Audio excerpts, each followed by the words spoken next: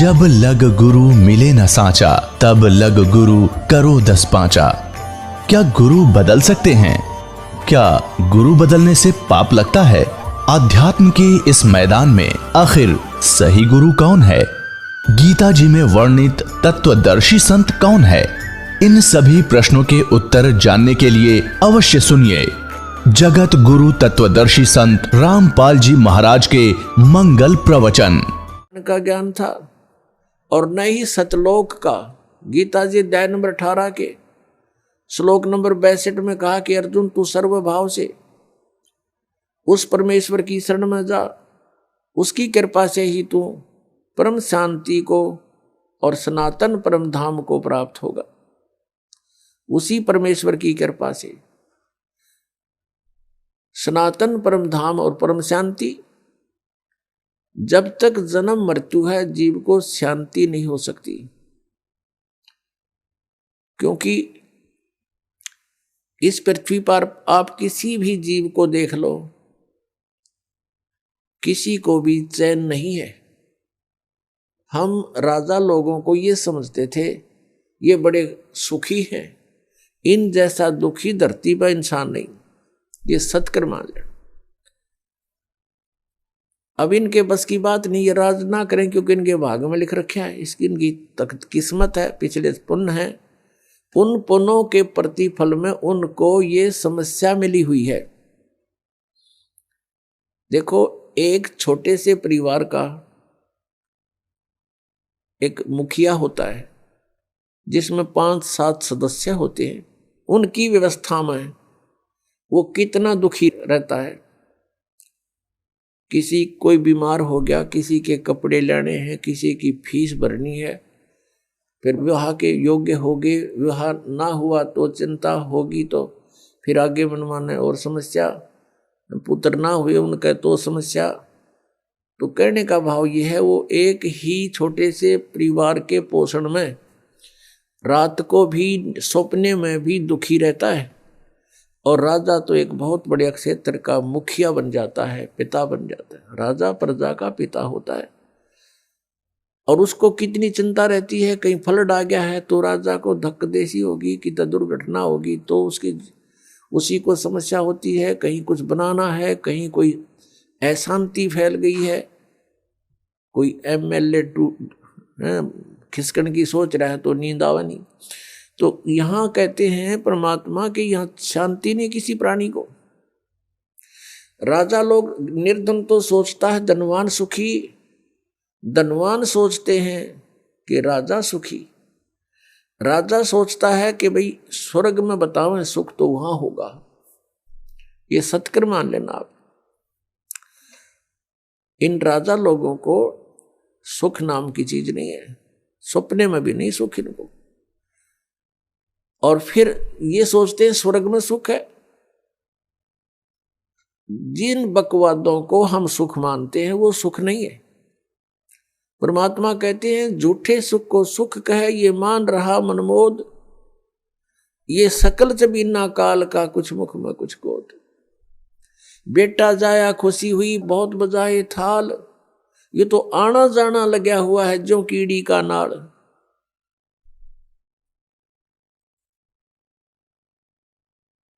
अब राजा सोचते हैं कि स्वर्ग में सुख होगा। अब स्वर्ग के देवता जो उनकी दुर्गति, उनके इतिहास पढ़कर देखो पुराणों में, कभी असुर और देवताओं का और सुरों का युद्ध हो गया, राक्षसों का। कभी देवता हार गए, कभी असुर हार गए। इंद्र जो स्वर्ग का राजा होता है गद्दी छोड़ भाग गया, असुरों ने कब्जा कर लिया स्वर्ग पर। वो कहीं जंगल में भूखा प्यासा भटक रहा है।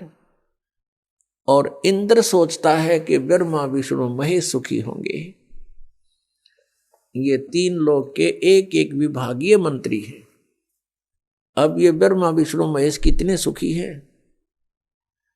श्री विष्णु जी के अवतार श्री कृष्ण जी, श्री रामचंद्र जी, श्री रामचंद्र के रूप में राजा दशरथ के घर जन्म जब श्री विष्णु जी का हुआ, युवा हुए, युवा होते विवाह हुआ, विवाह होते ही वनवास हुआ।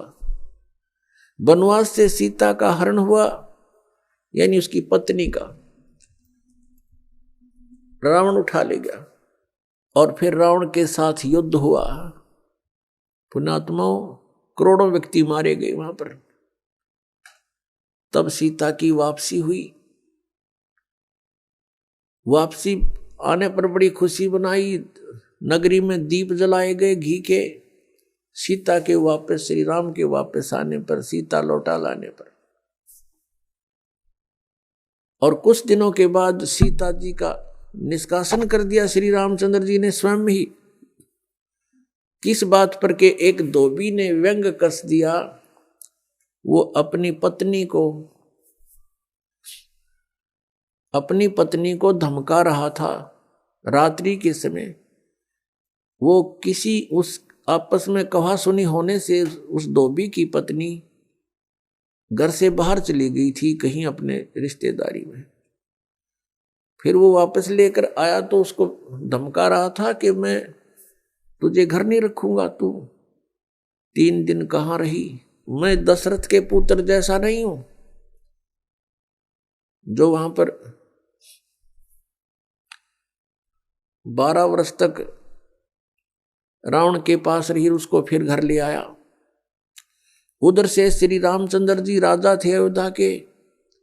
पहले राजा लोग अपनी प्रजा के दुख सुखों को स्वयं ही जाना करते थे, रात्रि के अंदर वेश बदल कर घूमा करते थे।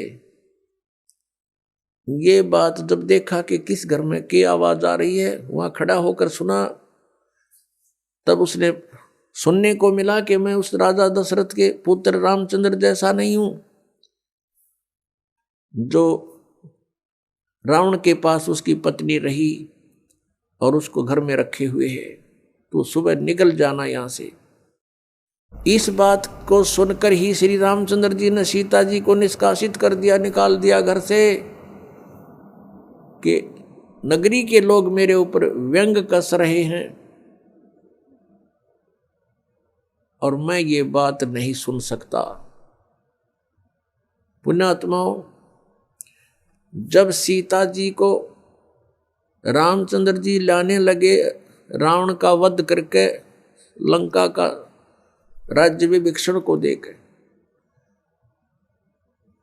तब श्री रामचंद्र जी ने कहा था कि मैं तेरी परीक्षा लूंगा और यदि परीक्षा में सफल होगी तो मैं ले चलूंगा, नहीं तो नहीं ले चलूंगा। मैं तुझे अग्नि में जलाऊंगा, यदि तू अग्नि में जल गई तो समझूं तेरी कि तू कलंकित थी, तू रावण को समर्पित हो चुकी थी, और यदि अग्नि में तू नहीं जली तो मैं निष्कलंक जानूंगा, तब तुझे ले चलूंगा। ऐसा ही किया गया।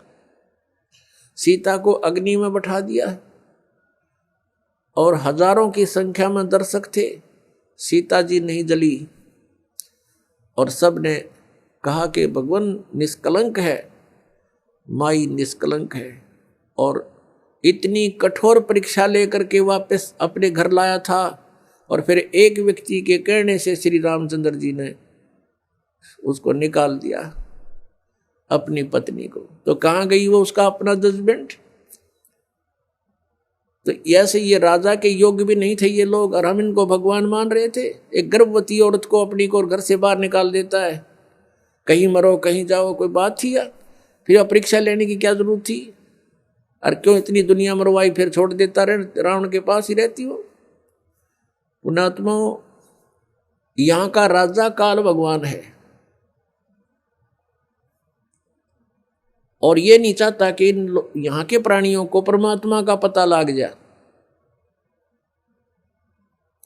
जिस कारण से इसने इनको भगवान सिद्ध करवा रखा था अपने नकली दूतों के माध्यम से।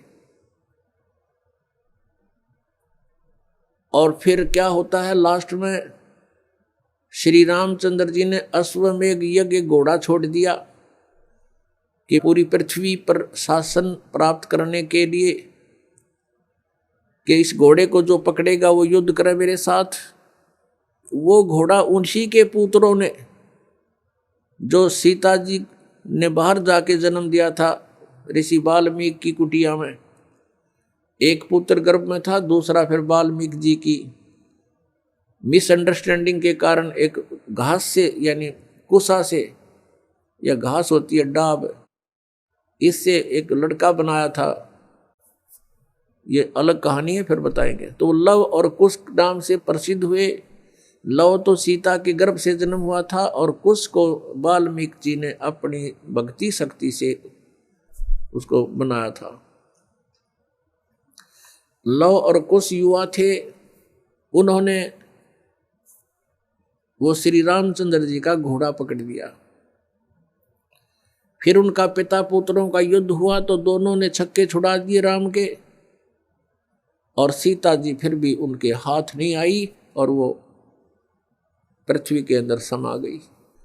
और श्री रामचंद्र जी ने आकर के सरयू नदी के अंदर, अयोध्या के साथ से बह रही एक सरयू दरिया, उसमें जल समाधि ले ली इसी दुख में। अब श्री कृष्ण जी का इतिहास देख लो। श्री विष्णु जी अवतार, श्री कृष्ण जी श्री राम वाली, श्री रामचंद्र जी के जीवन वाला भोग भोग के वो प्राणी श्री कृष्ण रूप में फिर जन्म हुआ। सारा जीवन दुखी रहा श्री कृष्ण, सारा जीवन जेल में जन्म हुआ, माता पिता कैद में, कभी मामा शत्रु हो गया, कभी पूतना मारने जा रही है, कभी केसी, कभी चाणोर शत्रु हो गया, कभी जरासेंग लड़ने को आ रहा है, कभी शिशुपाल से युद्ध हो रहा है, कवासुनी हो रही है, और कभी फिर कल्यवन आ रहा है। इस दुख में श्री कृष्ण जी ने मथुरा का त्याग कर दिया और ऐसे स्थान पर रहने लगे जहां कोई ना पहुंच सके। समझदार व्यक्ति यही सोचते हैं, राड से बाढ़ अच्छी होती है, झगड़े से बचाव अच्छा होता है। श्री कृष्ण जी उन सबको भी मार सकते थे, क्योंकि वो त्रिलोक के में एक विभागीय मंत्री है, एक विशेष शक्ति होती है प्राणी में, वो उनके अंदर शक्ति थी। लेकिन यही सोचा था कि किस किस ने मारूं, या तो सबकी बुद्धि भ्रष्ट। तो श्री कृष्ण जी ने द्वारका बनाई। समुद्र के बीच में एक टापू था जिसका केवल एक गेट था, द्वारिका, एक द्वार की नगरी। और ये सोच करके वहां यदि इतनी दूर, पहले तो कोई आवेगा नहीं, ऐसे स्थान पर जा रहे हम, और वहां कोई आवेगा युद्ध करने तो हम एक ही तरफ से उसका सामना कर सकते हैं, इसलिए एक गेट था उसका, और बाकी 3 समुद्र था 3 तरफ। तो वहां श्री कृष्ण जी चले गए, अपना अधिकतर सारा ही जीवन वहां व्यतीत किया।